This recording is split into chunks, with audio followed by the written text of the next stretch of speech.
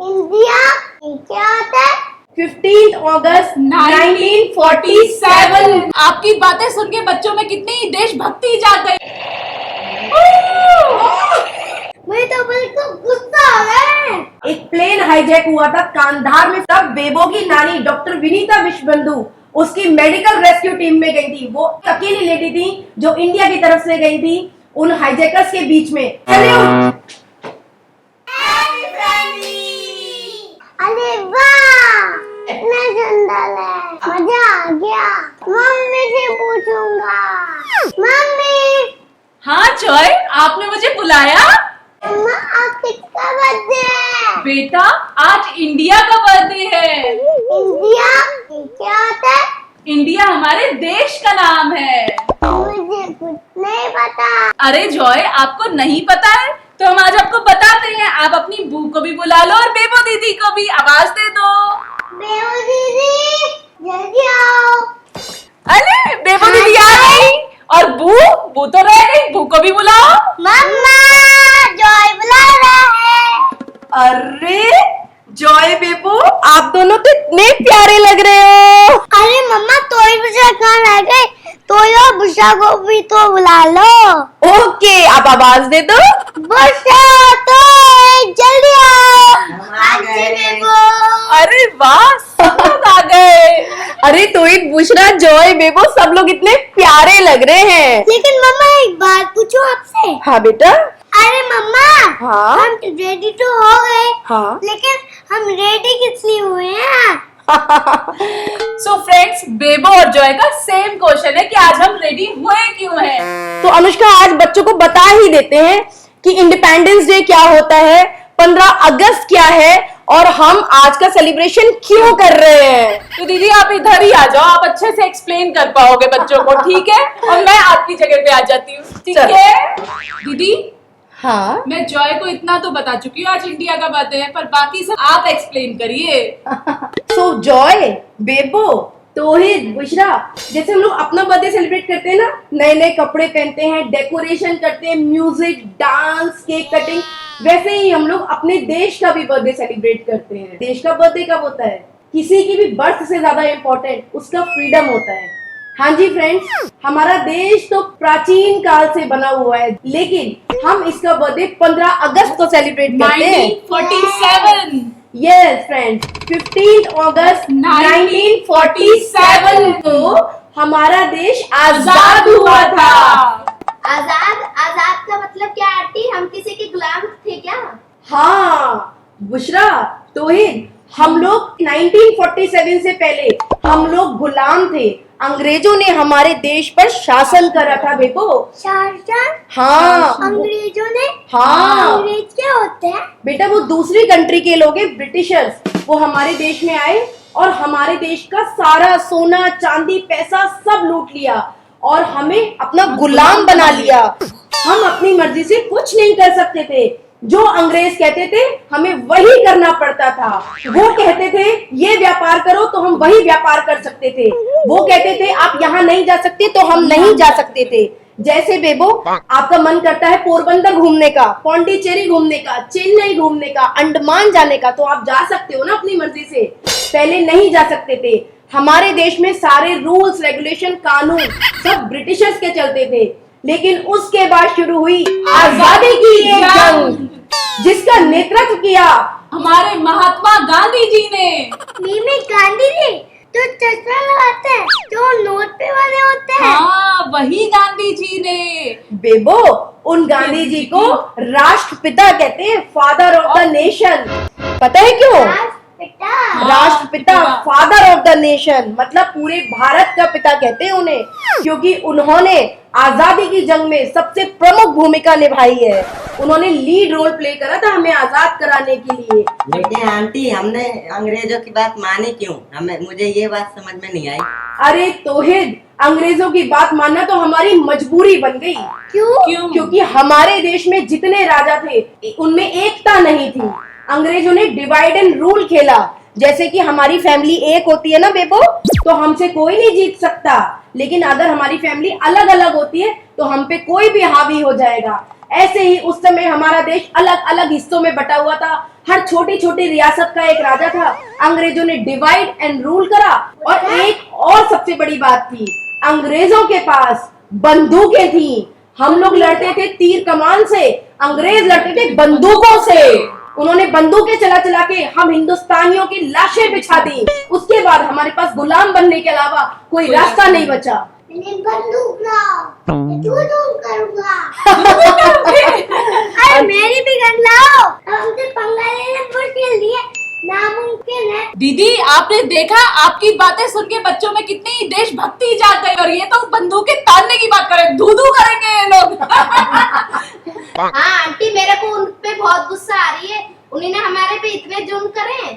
हाँ बुशरा, जैसे हिंदू और मुसलमानों के बीच में जो आज जरा सा भी फर्क दिखाई देता है ना, ये सारा अंग्रेजों की देन है। लेकिन हमारे घर में वो फर्क नहीं है, हम हिंदू मुसलमान एक होके रहते हैं। सब भाई भाई। चलो अनुष्का, बच्चों को गन तो लाके दो, करने दो धू इन्हें, जागने दो देशभक्ति इनके अंदर। चलो दीदी मैं लेके आती हूँ। लो जॉय आपकी गन, लो बेबो आपकी गन, जो भी हमारे देश की तरफ आंख उठा के देंगे उसे सिर्फ धू कर दो।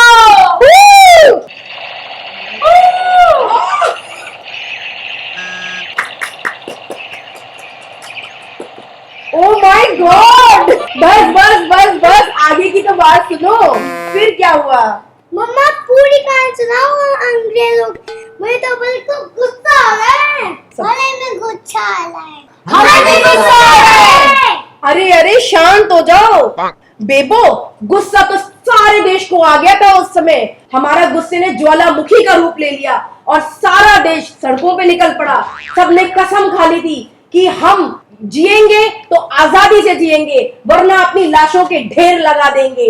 अपने गुस्से का सही इस्तेमाल करा था हम लोगों ने तो और एक आंदोलन में परिवर्तित कर दिया था। बहुत बड़ा आंदोलन हुआ था हमारे देश के अंदर, जिसको कहते हैं आजादी का आंदोलन। क्या आंटी उस आंदोलन में मुसलमान भी शामिल थे? अरे तोहिद, मुसलमान तो उतने ही थे जितने हिंदू थे, इसीलिए ये देश आज जितना हिंदुओं का है उतना ही तो मुसलमानों का भी है। क्योंकि जब हमारा राष्ट्रीय आंदोलन हुआ था उस समय हिंदू मुसलमान का फर्क नहीं था हमारे देश में। जितने हिंदुओं ने जान दी उतने ही मुसलमानों ने जान दी। एक से एक आगे बढ़ के लोगों ने हिस्सा लिया।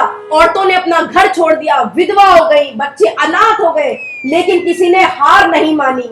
आंटी इसका मतलब आजादी के लिए हमें बहुत कीमत चुकानी पड़ी है। अरे बुशरा, कीमत क्या, बहुत भारी कीमत चुकानी पड़ी है हमें आजादी के लिए। तुम्हें क्या मालूम है हमने आजादी की जंग में कितने जवानों को खो दिया अपने। बुशरा तोहिद, हमारे फ्रीडम फाइटर्स ने खुद को कफन में लपेट के हमें आजादी इस तिरंगे के रूप में सौंपी है। तो चलो आज हम सब लोग मिलके एक गाना गाते हैं उन शहीदों के लिए जो वतन के नाम पे हंसते हंसते मर मिट गए। अरे दीदी, गाना वाना हम नहीं गा सकते, हमारे गले में स्वर कहाँ है। अनुष्का, देशभक्ति के गाने गाने के लिए स्वर की नहीं, आवाज की जरूरत होती है। ये वही आवाज है जो गांधी जी ने उठाई थी साउथ अफ्रीका से और पूरा देश सड़कों पे निकल पड़ा था। ये वही आवाज है जो भगत सिंह ने उठाई थी और सारे नौजवान हंसते हंसते फांसी पे झूल गए और देश पे मरने को एक सौभाग्य की बात मानने लगे। देश पे मरना एक शान का विषय बन गया। और अनुष्का, उन्होंने एक और संदेश दिया है हमें कि अगर देश में कुछ गलत होता है या कहीं भी कुछ गलत होता है, उसके लिए तरीके की जरूरत नहीं है, सिर्फ जरूरत है तो एक आवाज उठाने की। तो चलो गाते हैं अपने शहीदों के नाम एक गाना। ऐ मेरे वतन के लोगों, जरा आँख में भर लो पानी। जो शहीद हुए हैं उनकी जरा याद करो कुर्बानी। मम्मा, हाँ, वो सब लोग तो मर गए, अब हमारे देश की कौन रक्षा करेगा? अगर हमें फिर से किसी ने गुलाम बना लिया तो क्या होगा मम्मा? बेबो, अब हमें कोई गुलाम नहीं बना सकता, अब हम लोग बहुत शक्तिशाली हैं। हाँ बेबो, हमारी डिफेंस दिन और रात हमारी रक्षा कर रही है। हाँ बेबो, सैकड़ों जवान है हमारी डिफेंस के अंदर जो ऊंची ऊंची चोटियों पे, ठंडी बर्फ में, तपती धूप में, रेतीले रेगिस्तान में और जो पानी के जहाजों में, गहरे समुद्र में उतर के हमारी दिन रात रक्षा कर रहे हैं। उनके होते हुए हमें कोई आंख उठा के भी नहीं देख सकता। हाँ मम्मा, डिफेंस डिफेंस क्या होता है?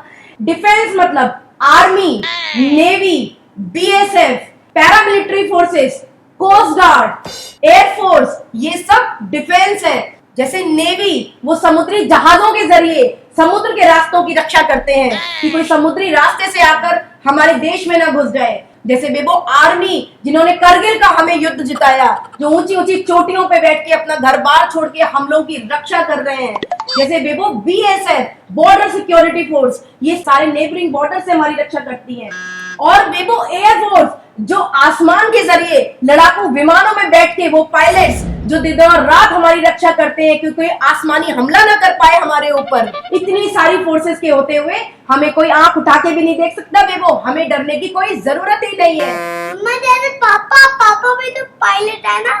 हाँ बेबो, और सिर्फ आपके पापा ही अकेले नहीं है, हमारी फैमिली में से फ्रेंड्स और भी बहुत लोग हैं जो डिफेंस में, जो देश के लिए सेवा करते हैं। बेबो जैसे आपकी नानी ने भी क्या देश की सेवा की है?